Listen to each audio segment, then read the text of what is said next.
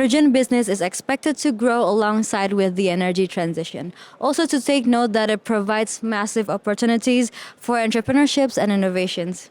Radosław, it's nice to have you today. Thank you for having me.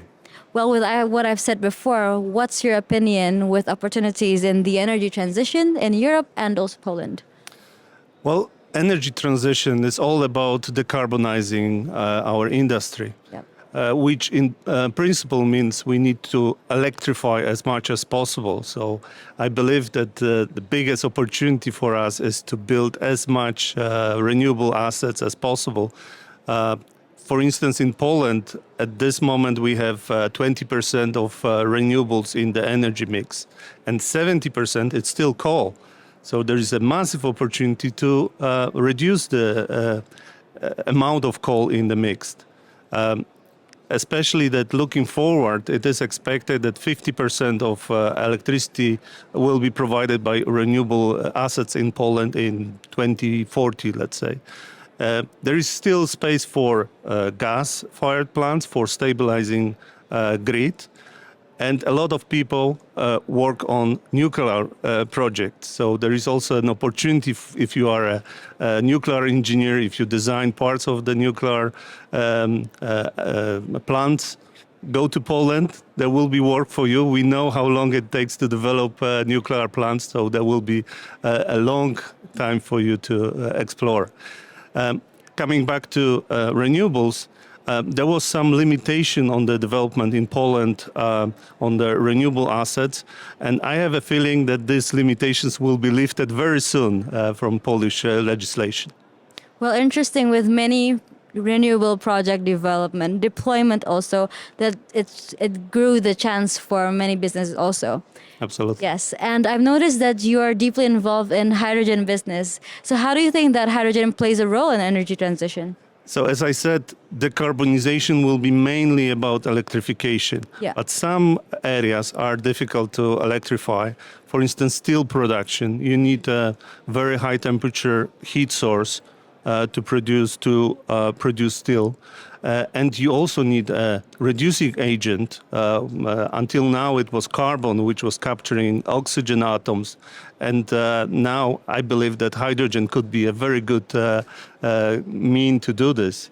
On the other side, there are other industries like cement production. In the clinker production process, you need on one side very high temperature for the process, but on the other side, you are also removing carbon and producing CO2. We cannot do much about this CO2 emissions to reduce them directly, but what we could do, we could use it and combine with green hydrogen to produce, for instance, e-methanol or even aviation fuels, for instance, and then decarbonize even more difficult area of industry, aviation. With what technologies that you mentioned, what are the opportunities for hydrogen business in the short term, but also you can talk about the long term? Well, I can speak about Poland because I know this market best. And in Poland, there is around 1 million ton of hydrogen, gray hydrogen produced every year. This with EU targets being 42% of this hydrogen needs to be converted into green. There is massive opportunities for large quantities of hydrogen.